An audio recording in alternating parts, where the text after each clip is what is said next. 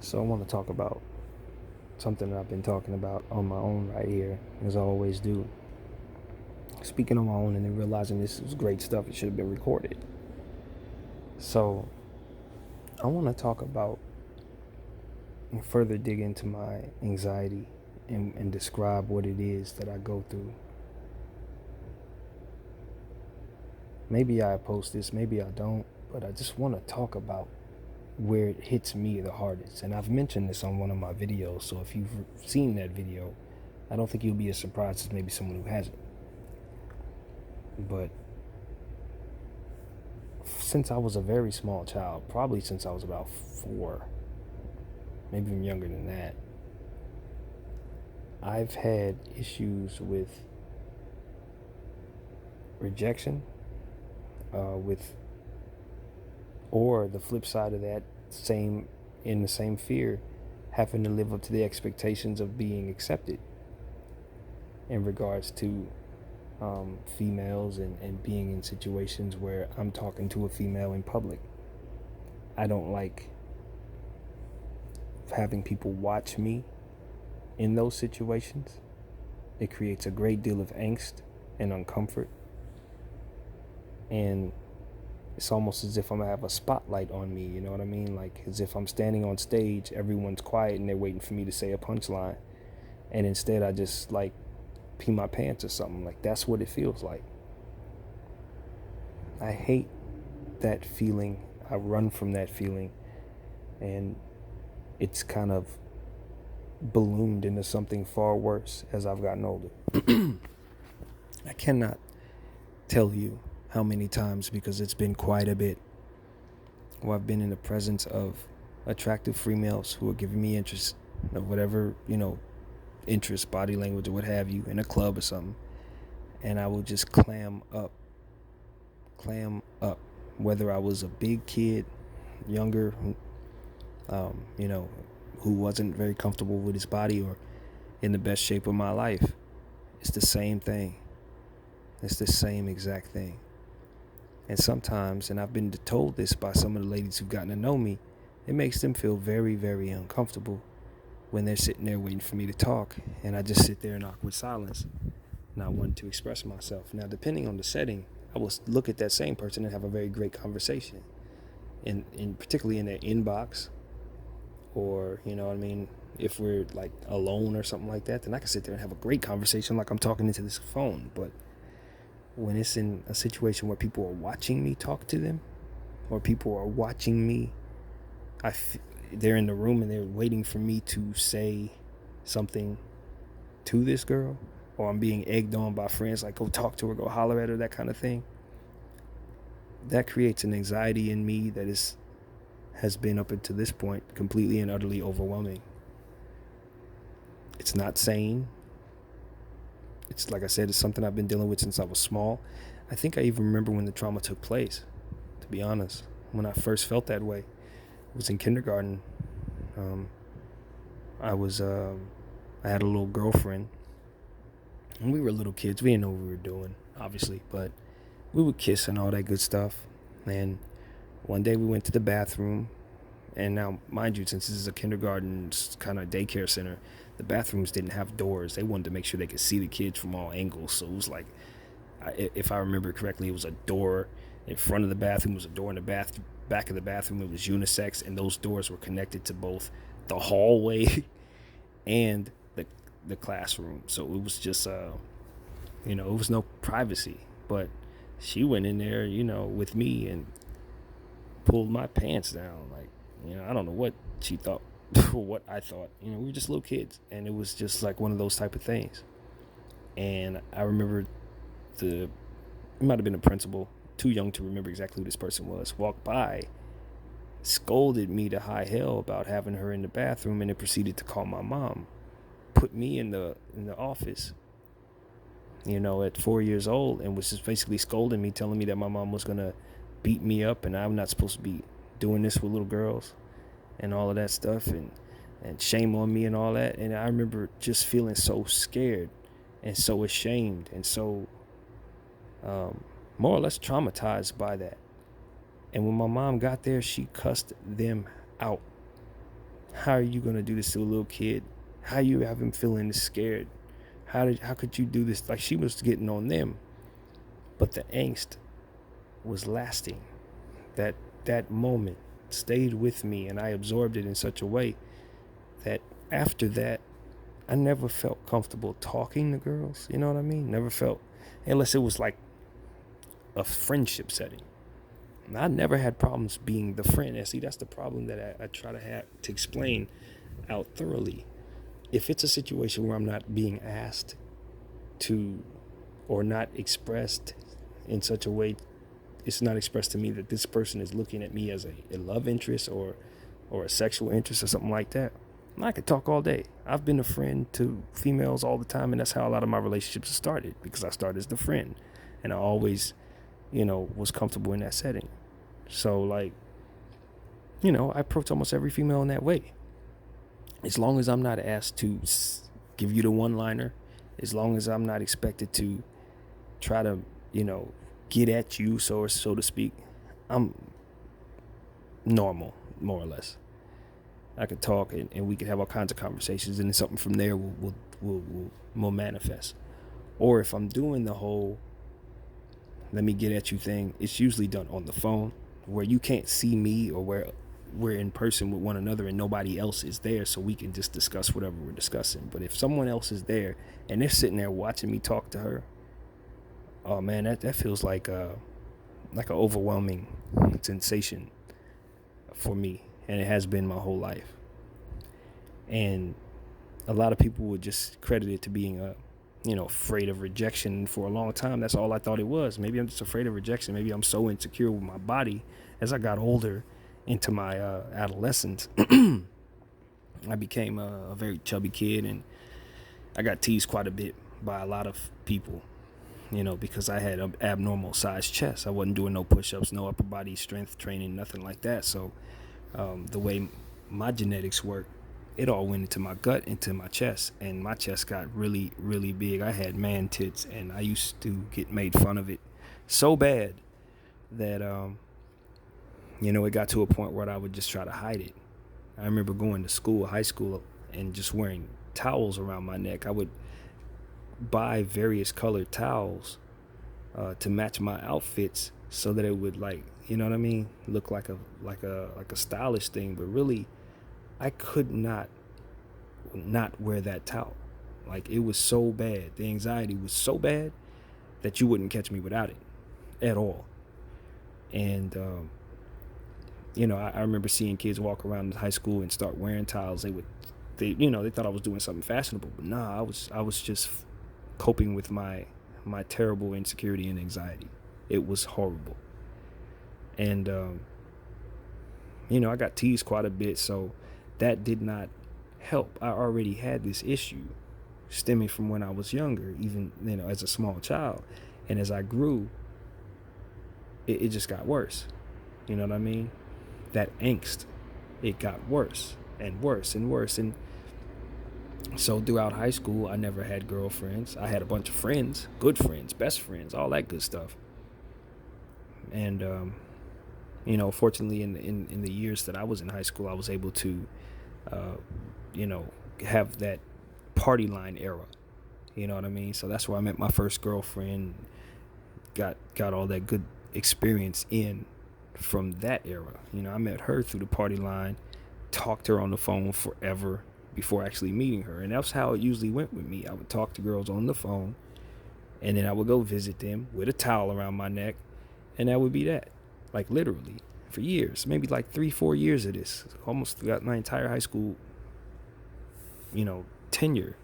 Now, mind you, my anxiety as a kid didn't allow me to go to school, though. See, around 6th grade, not too long after 6th grade, after I left the Catholic school that I may have mentioned before in another video, I started getting into Bancroft Elementary School, not Bancroft Middle School, and that was when I started realizing, that people were, kids were cool and all that. That's when it really became important that you hold yourself a certain way and dress a certain way and all of that. And I just the anxiety that I had already developed so strong that I wouldn't talk to girls there either. I wouldn't, junior high school was not happening. I was a friend and that was it. That was all. I would barely go to school at times. I would tell my mother every morning I had a stomach ache.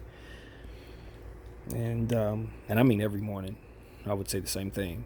And I realized it was working. She would allow me to stay home for whatever set of reasons. I really can't explain to you why, other than she just got tired of fighting me about it. She believes me. I don't really know, but she would let me stay home. And I would stay home for weeks at a time, dude. I would sit in the house by myself, watch music videos, record them on my VHS. That's where I got my playlist curation passion from. Just, first doing it with music videos, and stay home, look at all the basketball statistics and stuff like that. Porno, stupid crap like that, doing what little boys do. And I would stay home and there wouldn't be nobody else there. And I lived on a block my whole life where there wasn't no kids on the block. So it was like, I was enabled by my circumstances and my mindset to enjoy isolation from a very early age. And that's how I ended up gaining all the weight that ultimately went to my chest, that ultimately made me unhappy. And I was depressed a lot of the time. Certain situations would take place where, for example, I remember trying to get on a basketball team, and then I think it was like maybe 7th grade or something like that. 8th grade, I don't remember. 9th grade probably. I think it was the first year of high school. I tried to get on a basketball team, didn't get on it. And I clammed up. Ended up, suddenly wanting to stay home. Tried to do counseling for a little bit, but the sessions didn't really happen for me. Just kind of went once or twice and that was it. And I would stay home. I remember my mother would, on one occasion, she took me down to the police station, told me, this is where you're going to end up if you don't start going to school. I know they had these the rumors of the truancy police coming and knock on your door if you stayed home from school, but that never happened for me. They never cared enough to come knock on my door. So I was able to stay home and miss out on a lot of schooling. And when I was in school, even earlier than high school, more or less in elementary school, I would sit and during math class go to sleep, deterred by something that happened in 2nd grade where I was asked to do the 2nd grade math book over again after completing it in the 1st grade. So I was already deterred. I was one of those kids that would, you give me a little bit of disappointment and I would quit on everything. I would easily quit. I was a quitter extraordinaire. It's one of the best things I've ever been good at is quitting. So, to get a little backstory on how my anxiety was built, how my mind worked, ultimately when I got to 9th grade and 10th grade, anything, and I mean anything that I felt depressed me would make me fall into that shell of isolation. So, yeah, I missed, didn't make the basketball team, went into a shell, deep, dark depression, stayed home, and so on and so forth. So, I missed out on a lot of opportunities to be a part of experiences that would help me understand how to talk to girls, how to handle social settings, how to be the cool kid or not. That kind of stuff was missed out on a lot.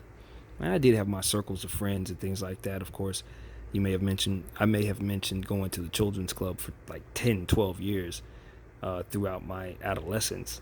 And I didn't really miss a lot of that. I would go there because that was a comfort zone for me with a lot of friends and a lot of teachers. And, that was good for me in regards to helping me develop my mask of being sane and being social.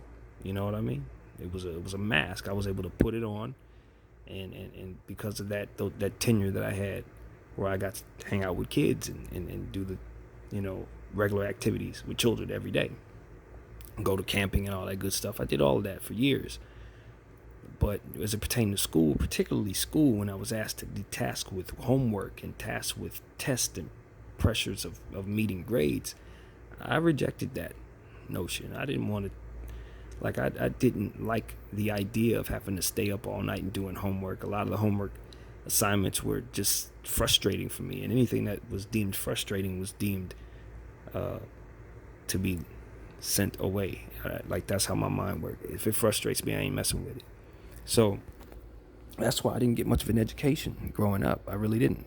I was an exceptional kid with an exceptional mind, but that mind often played tricks on me, and the experiences I went through ultimately made it very difficult for me to cope with some of the pressures and some of the traumas that I endured, being teased and molested even earlier than that. I think I talked about that, but if I haven't, yeah, that happened when I was about 2. So, I said all this to say I was always messed up in the head. Like, it was always something that was keeping me from behaving normally, viewing myself with a sense of love, viewing others with a sense of normalcy. It was always mental health from the beginning. Always some type of trauma to overcome or some type of frustration to try to address, and I wasn't getting the help that I needed at any given point at all. So to fast forward, we get to a situation now where I'm 35 years of age. I'm happy with how I look. I'm working hard on my body. I don't have to wear a towel around my neck no more. I've been working out for a while now, so I'm in a space where I'm really comfortable with my looks, and others are too. Getting a lot of attention from women and stuff. I still look young. Luckily enough, my genetics have allowed for me to age very well, and I still look like I'm in my 20s, to be honest. But the problem is, my head, as it always has been, has allowed me to comfortably be a friend and very, very uncomfortably shoot my shot. And, because of it, I still behave very, very strangely around women in those situations. And it's magnified by 30 because of how used to it I am, coupled with the fact that I am also used to these isolated periods where when things deter me, I stay home. I clam up. It's like I did it throughout my mother's cancer her cancer treatments. When she first got diagnosed with cancer, I clammed up. About 8 months, all I really wanted to do was eat the same breakfast, jog every day, and sleep in the daytime. And I was a poor son to my mother because she was paying those bills. Like, she was paying my rent while I didn't work. And I could not bring myself to go out there and face the pressures of being a grown-up, even after having already done so. Even after having held down a job for 3 years and all of that, harboring these same clammy issues, these same self-conscious and frustrated issues. The only time I really found solace was alone, in a home by myself. You know what I mean? And throughout the years, I learned to take care of my body, but not necessarily my mind. I can think of so many different tenures of time where I stayed home, even after high school and before my 30s. I think my entire 22nd year of life was spent in the house. Like, age 22, I didn't leave. Like, I didn't work. I didn't leave. I stayed home. You know what I mean? It was a whole year. Just sleeping in the daytime, playing fantasy basketball, that kind of stuff. Making, playlists. I can't really even tell you what I was doing, honestly. Jogging a little bit. I can't tell you what I did. I do know that I was going out with my friends at night. When it was time to go to clubs and stuff, I'd go to the clubs. I wasn't paying for none of it. Homeboys would pay for me. People would pay for me. But I'd go out every night, get drunk, get high. Smoking throughout all of it, mind you. Smoking weed throughout everything. And just not facing any pressures or any challenges or any anxiety. I had successfully created a world where I could hide from my anxiety and hide from my depression, or at least stay so far away from the things that made me uncomfortable to where it didn't feel like I was really dealing with anything at all. And somehow, some way, things would get paid for, and I didn't have to deal with the desperation of real life. Never did. Never had to deal with the desperation of real life, but always dealt with the desperation of my own mental health and the frustration of that. I had good friends, you know what I mean? I never tell you that I didn't have friends. I had them. They were around. and they understood that I was like this. They didn't expect to see me at school. I'd show up at their houses, you know what I mean? I'd show up when it was time to do certain things, but when it was time to do something that challenged me, too frustrating, couldn't do it. So when you condition yourself this way, or you allow yourself to be conditioned this way your entire life, and your mother passes away, you know what I mean? The only person that ever was close to you consistently, and you know you didn't treat her right based on how your head worked. Then you have guilt coupled with everything else that I've already mentioned. But I did have a job during that time. Now, mind you,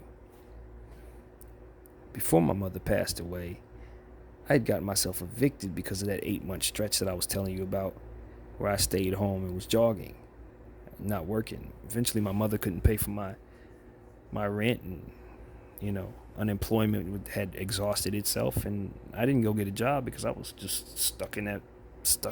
I was deep in it. No different than I just found myself getting out of here. So ended up getting evicted and ended up living in my mother's condo while she was trying to recover from cancer, and she was displaced from that condo because of a horrible water leak in the kitchen. She couldn't live in there. She wasn't healthy enough to live in that situation. So I was in there by myself after getting evicted, you know what I mean? Dealing with that. And as my mother was getting sicker and sicker, I was living in that condo with no kitchen, no fridge, all of that. But I did have a job, and I did have her car that she had left me to use. And so I was going back and forth to work. So as my mother passed away, I had a job to go to. You know what I mean? I was working with a company, and they held me down, and as she was getting sicker and sicker, it was just me trying to work as many hours as possible to try to hide from that. And when she finally passed away, I lost the job at the same time. Didn't really lose the job. The account just ended. And so that was that. Same time my mom died, I lost my job. But I was able to bounce back and get another job fairly quickly. All of that's a blur to me. I don't even know. We buried my mom. I went to Vegas. I came back and I had a job. I don't know how all that happened, but it worked out. And I ended up working for about 3 years. But that was an isolated situation. And I don't mean isolated as in it was an isolated situation. It meant that I was able to be isolated to a degree with the jobs that I had. For 2 other 3 years that I worked for that company, I was only working with one other guard. So mind you, I'm sitting in the dark, spending most of my time alone again at this job. And then I lost my car. I got into a car accident. The car flipped and I couldn't get to the job. Couldn't use the car to do the job, which was necessary. So that's when that long tenure of staying in the house over the last year and a half began. And my mother had left me some money, so it allowed me to pay my rent and buy groceries and buy weed and not think about working or buying a car or anything. Uber everywhere. Didn't have any desire to do anything recreational, so I was able to kind of take care of myself for a whole year off my mom's money. When that ran out, mind you, I lost my father in that process, lost my grandmother in that process. Actually, my father had died before I lost that job in the car, but nevertheless, it all blended together because basically it all felt like one long, stringing, depressive time where I was just working and then not working and sitting in the house and being depressed. So this conditioned behavior allowed for me to lead up to being in a situation where I needed a job. After that money had been exhausted, didn't have a car, didn't have a job, and I started this channel, around that time when things are really starting getting bad. I had started realizing I needed to straighten up a little bit and started realizing that it was time to start taking my playlist curation more seriously. Started finally sharing what I had created over the past several years and start this channel, and that is where we are. I was able to get a job very recently, finally, after all this time. And, I ended up losing that job today, basically. And I think all of that conditioning since I was 4 years old led up to how and why I lost this job. And it's been talking for 25 minutes and I ain't even getting to why I lost the job. But basically I lost the job because there were some ladies at the job that, were giving me some energy, some good vibes or whatever, and I clammed up in talking to them. I was in a space where it was time to talk to one of the ladies on the floor. We had been giving each other vibes all day long and all week long. Basically, we had been kind of communicating via body language and whatnot. And she was basically telling me it's time to talk. It's time for you to open your mouth. She was pointing at her wrist as if it was her watch. It's time to talk. So she came over to where I was, to where my post would be, which is at the front of the store, and pretended to do some things that needed to be done, giving me an opportunity to speak, and I didn't say a word. And she walked away disappointed. So what I did in my warped mind was thinking of how frustrated I was with myself. Drove home that night, made a video about how the whole situation was too messy. Probably should have followed my ideas about that, but I woke up the next morning with a day off feeling like I had messed up. Maybe I messed out on a chance to get to know this person. So for overcompensating for not speaking, I decided to do some grand gesture, which backfired on me a great deal. The grand gesture was to send flowers to her on my day off, which was unfortunately also her day off. Didn't know that. I called up to the job and asked them if she would be there. They said that she was, and she was not there. So, of course, I ordered these flowers, super expensive. Had them, sent to her. Basically put on the card, to her name. And then put just basically a little saying on there that I thought she would understand. She knew it was me. I didn't put my name on there, but I did make the mistake of putting my number on the card so that she would have it, because I knew I would never ask for it. That's what happened. I literally knew that if I didn't put my number on there, if I just put the little saying on there and didn't put my name and didn't put my number, then it would be like I might as well not sent it. So I was like, if I put my number on there, at least she'll know it was from me. You know what I mean? Because she'll understand the saying is directly related to how we interact. And then she may have the opportunity to call if she wanted to. I didn't really have any demands upon this person because that's just not how I'm wired. You know what I mean? It's not like I'm saying, okay, now you got to be with me or now you got to lay down with me or whatever. It was just like, the saying that I put on there was, here's still hoping I didn't run out of time. Knowing that I had messed up, trying to overcompensate for my mental health issues in regards to doing something so simple as starting a conversation. And basically, I had put on there for the deliverer to only give it directly to her. And the deliverer did the opposite. He delivered it to the job, had someone else sign for it, and then another lady up there, whom I liked, saw was the one who received the flowers with the other girl's name on it. And so that just created a whole lot of drama. Unfortunately, that other girl was also a supervisor there. So she had a responsibility to, to handle herself in such a way. And when she got those flowers, she called the number. And I realized that I had really screwed up because she said her name. I knew who she was. She was just basically saying, would you like to tell me who this is so I know who to tell her the flowers came from? And I said no, I wanted to remain anonymous.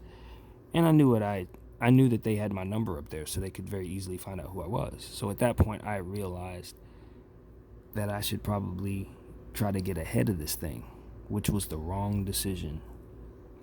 Very wrong decision. So I knew her last name, the supervisor that is. Didn't know the girl who I sent the flowers for last name. That'd tell you how messed up the situation was.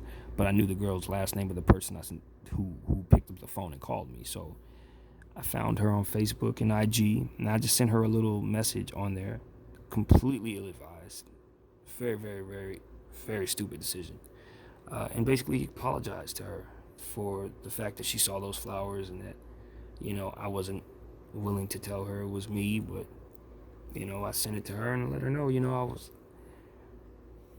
basically trying to figure out between the two of them, because those were the two people up there that I was interested in, who to send the flowers to, and ultimately made the wrong decision. Or I didn't say the words made the wrong decision, but I more or less said that, I sent these flowers to her and I never meant for you to see them, and that I was sorry for any confusion or uncomfort that I may have caused, and, that was what I sent. And in response, she reported me like she was supposed to do as a supervisor who was dealing with someone who was causing disruption in the building, in which I had. It was disruption that I caused. But what I was doing was overcompensating for not speaking to either one of them when I had an opportunity to display my real personality and my real self. All they saw was a face, a black dude at that, a bald-headed one who worked security. And now he's up here sending flowers to people he hasn't had conversations with. But you got to understand, as I'm sure you do, the conditioning of my mind that allowed me to feel like I needed to overcompensate for the fact that I hadn't spoken in person. There were times where I could have spoken to that girl in person at the lunchroom. I clammed up, didn't say a word, allowed myself to be silent, and not conveyed properly. There was another person up there that I could have spoken to just in passing, in a very calm way, clammed up around her, looked weird to her as well. So now at this point, I'm looking at myself like you gotta make yourself clear that you are self-aware and that you're not somebody who's just completely out of his mind. You gotta show that you're not lacking in self-awareness, and eventually they'll understand who you are and then accept you for who you are. And that all of that was just ill-advised and obviously sealed my fate. So that's what happened. I did some really stupid stuff based on the conditioning of my own skull, based on my own insecurities, anxieties, mental health issues, and it cost me a job that I really need. So I didn't want to address this aloud. I didn't want to tell the world about this because it was so damn stupid. But when you understand that you're ill, when you know that you're sick and you know why you do something, you're not as ashamed.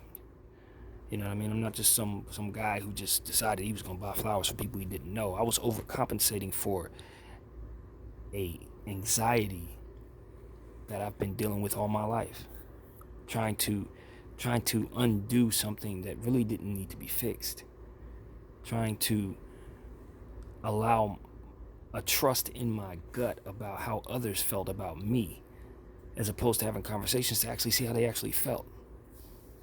Hindsight, of course, is 20/20, but at the time I was so convinced that she knew I'd sent the flowers. She actually liked me. This girl was after me. That girl, like, these are things that I never got confirmations on based on the fact that I never had a conversation with any of these people. And then to find myself in this situation, it makes me look at these situations, these circumstances head on. To know that these all would have been straightened out if I would have just said, "Hello, my name is Brandon. It's nice to meet you. Oh, okay, how are you doing? What's your thing? What are you into?" Little stuff like that are not very difficult conversations, but because of my brain and how uncomfortable I am in those settings, and because of the fact that every time I'm around these people, there are many people around, I found myself trying to deal with that in some grandiose way. Trying to overcompensate for it or make up for the lack of conversation that I was willing to have when this opportunities arrived. That's what happened to me. That's what I did to myself. That's the confusion that I caused up there. And it was disruptive, and obviously there's more to it than that in terms of the details of why I thought these people were people I should reach out to, or why I thought they may have been attracted to me, or what have you. But at the end of the day, without having verbal conversations with people, you can't be sure of nothing. You don't know what somebody's thinking when they're looking at you. You don't know what somebody's thinking. For all I know, these people have a million different things going on. but was the center of my own attention. I was the center of my own universe. So any energy that came my way, I believed was directed at me and for me, because of me. And it was all just a bad lesson to learn, and a very, very difficult thing to have to swallow. So that's what happened, man. That's what it was. That's what I did. I would love to say I did this when I was 15. No, I did this at 35 years of age. And it's because I never addressed my issues with this particular thing and anything else that I didn't address. It all led up to this.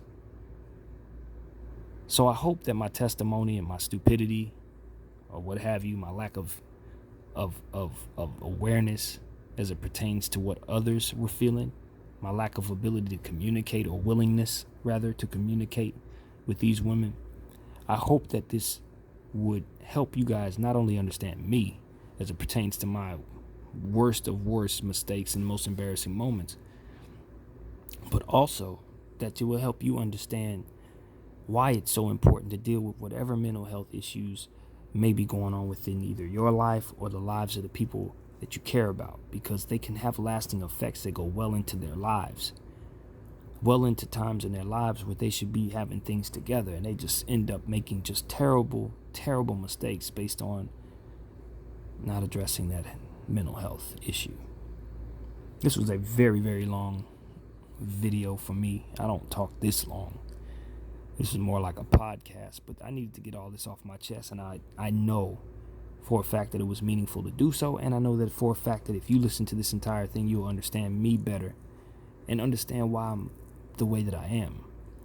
They always say somebody who's 35, who's never been married, who doesn't have any kids, has a problem. I am a testament to that. I don't know if that's true, but dang it, it is in my case. There are specific reasons why I haven't been married. There's specific reasons why I haven't been in too many relationships, and it's because of a very, very horrible, debilitating anxiety as it pertains to addressing women that may like me or may be attracted to me, specifically when other people are around and the pressure's on. It's debilitating. It always has been. And I'd love to overcome it so that I can move on with my life. And it's not my only mental health issue, but it is the one that I'm dealing with right now. It's the one that has affected real stuff in my life. And I want everyone to understand perception. And this is a lesson I should have learned a long time ago, but I learned it here. Perception is only a portion of the truth. So please understand, just because somebody's giving you attention or giving you vibes or whatever, does not mean it's upon you to act upon those vibes as if you understand the full spectrum of what it is that they're thinking or going through. You don't. You don't. The very same person I thought that liked me ultimately took it upon herself, whether it be in responsibility or out of spite, which what have you, to get me in trouble for what it is that I thought was a good-hearted and good-spirited thing to do, which was to fess up something that I thought was something that I had not been honest about. And as I perceived her to be having a pretty bad day in regards to. I perceived that. That doesn't mean that was the case, which is